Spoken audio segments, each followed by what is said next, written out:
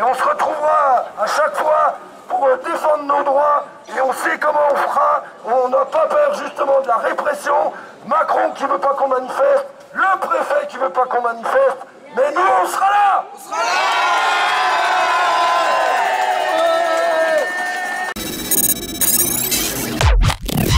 là. Système deal.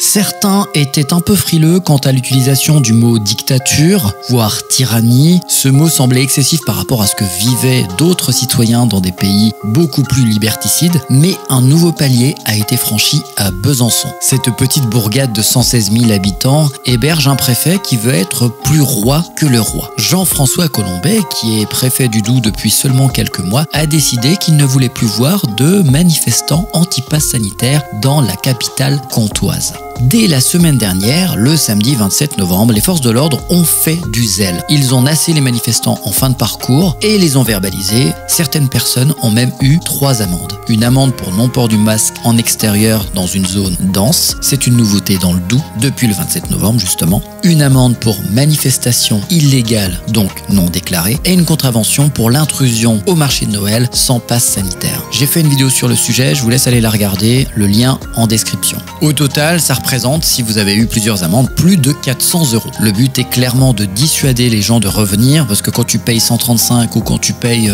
400 €, t'as pas envie de revenir et te reprendre encore une ou plusieurs amendes lors d'une manifestation. Mais c'était sans compter sur les irréductibles bisontins qui avaient encore envie de manifester leur mécontentement et qui sont revenus le samedi 4 décembre. Tout s'est bien passé, ils sont allés un petit peu taquiner les policiers devant la préfecture et pour finir, le cortège est arrêté place du 8 septembre. Plusieurs manifestants étaient déjà partis, mais oh surprise, plusieurs policiers arrivent et malgré leur handicap corporel lié à une masse graisseuse importante, ils réussissent à attraper une dizaine de manifestants à qui ils mettent une amende. Parmi eux, Frédéric Villaume se fait arrêter devant le palais de justice. L'emblématique gilet jaune bisontin se fait amender également. Voilà ce qui se passe à Besançon.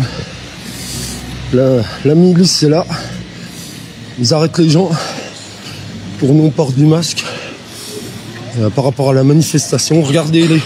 Regardez-les. Voilà. Ah oui, on a l'impression qu'il y en a. Ouais, c'est des terroristes. Ils ont arrêté pour mettre une verbalisation. Moi, ils m'ont dit. Sérieux? Ouais, ils m'ont pris mon identité. Regarde ça. Pour 400 manifestants. Regardez ça. Voilà ce qu'ils font à Besançon. Pour 400 manifestants qui revendiquent des droits. Droit à la liberté. Il y en a qui approchent. Non, mais de toute façon, j'ai le droit de filmer, j'ai. Je vous rappelle que le port du masque est obligatoire. Là, je mange. Ouais, vous mangez, c'est. Ah bah, vous me présentez l'identité, madame, s'il vous plaît. Normalement, c'est dans les zones denses. Là, il n'y a pas de zone dense, honnêtement. Faites pas n'importe quoi. S'il vous plaît, monsieur l'homme. D'autre part, j'ai une demande de l'AFT, il a tiré sur la main qu'ils ne vont pas tarder à sortir là de... Ils m'ont couru après, ils m'ont chopé. Ils t'ont verbalisé? Oui. Ah ben, ils vont mettre la batte, par contre. Mais il reçu pas que pas Alpha, c'est l'Allemagne. Votre adresse, madame, s'il vous plaît. Ça va?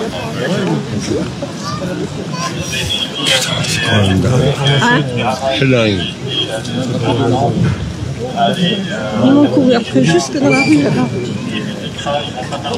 Police partout! Justice nulle part! Police partout! Justice nulle part! Police partout! Justice nulle part! Police partout! Justice nulle part! Police partout! Justice nulle part! Vous étiez en train de manger? Là, oui. Alors vous écartez pour manger, ça sera mieux. D'accord? J'ai le droit de manger. Oui, mais vous mangez un peu plus loin, s'il vous plaît, monsieur. Monsieur, s'il vous plaît, vous mettez le masque.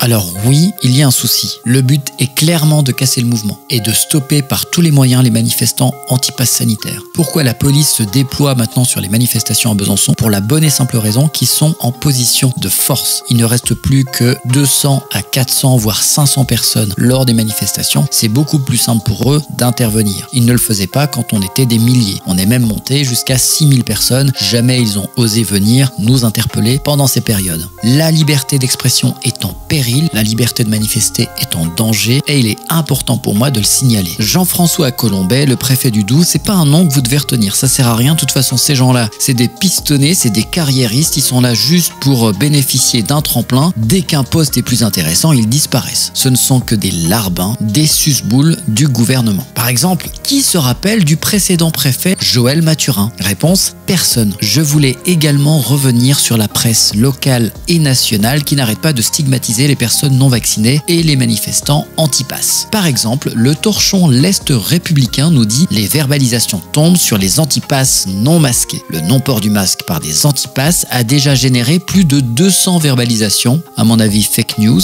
Beaucoup avouent même ne pas être vaccinés. Les derniers chiffres contestés par les manifestants montrent que les non-vaccinés ont 9 fois plus de risques de se retrouver en réanimation. Petite parenthèse pour vous donner le niveau de perfectionnisme, le niveau de professionnalisme des journalistes de l'Est républicain. J'ai moi-même personnellement collaboré indirectement avec ce journal, avec des pigistes qui venaient faire des articles. Tenez-vous bien, même quand j'écrivais l'article pour la personne qui n'avait pas le temps de l'écrire elle-même, le pigiste journaliste réussissait à perdre le sens global du texte juste parce qu'il voulait le personnaliser et utiliser des mots à lui. On peut définitivement conclure qu'un pigiste est un pigeon qui ne pige rien. Entre le pigiste de l'Est républicain et le journaliste du Monde, je suis pas sûr qu'il y ait une grosse différence de rigueur. Revenons donc à l'article de l'Est qui dit donc que les non-vaccinés contestent des chiffres et refusent la vaccination. D'où viennent ces affirmations qu'on nous assène à longueur de temps dans les médias? Ces journalistes professionnels se contentent de répéter ce que les professionnels de l'infectiologie répètent sans cesse. Ainsi, pour parler de la 5e vague de Covid-19 et du variant Omicron, Emmanuel Omicron, Karine Lacombe déclarait au Sénat: 80% des patients Covid-19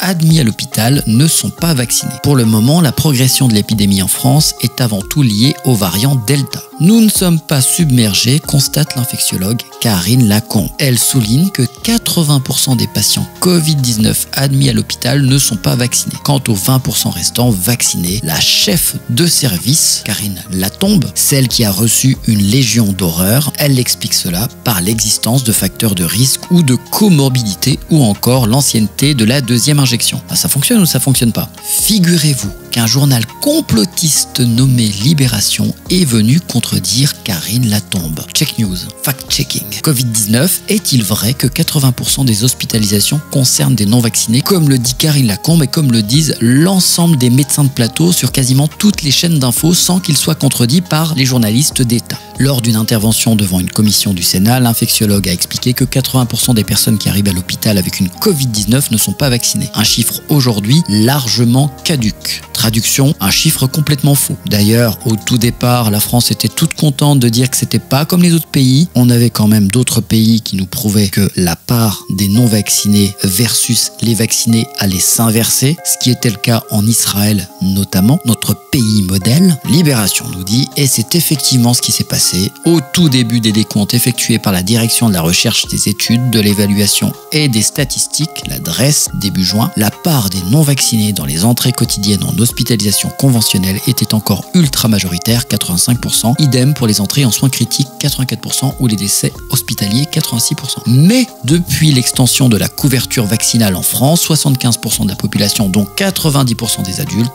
les rapports se sont mathématiquement modifiés concernant les hospitalisations conventionnelles. Les non-vaccinés représentent désormais 43% des entrées contre 57% pour les vaccinés. Pour les entrées en soins critiques, les proportions sont équivalentes. 50% des non-vaccinés et 50% de vaccinés. Et là, on fait le lien avec l'article de l'Est républicain qui dit que les non-vaccinés ont 9 fois plus de risques de se retrouver en réanimation. Je connais l'argument des personnes dogmatiques de la vaccination. On va dire que arithmétiquement, c'est normal d'avoir plus de vaccinés que de non-vaccinés car la population est majoritairement vaccinée. Oui, jusque-là, je vous suis. Là où je vous suis moins, c'est que le vaccin est censé quand même diminuer les formes graves. Donc, s'il y a beaucoup de personnes qui font des formes graves, il y a quand même à se poser des questions sur l'efficacité de cette injection. Idem concernant les décès. Si ça prévient des formes graves, c'est censé prévenir de la mort. Chez les ultra-religieux dogmatiques de la vaccination, de toute façon, même si tu meurs du Covid en étant vacciné, ils te diront « Ça aurait pu être pire. Heureusement, il était vacciné. » C'est tout pour aujourd'hui. À bientôt pour une prochaine vidéo. Ciao.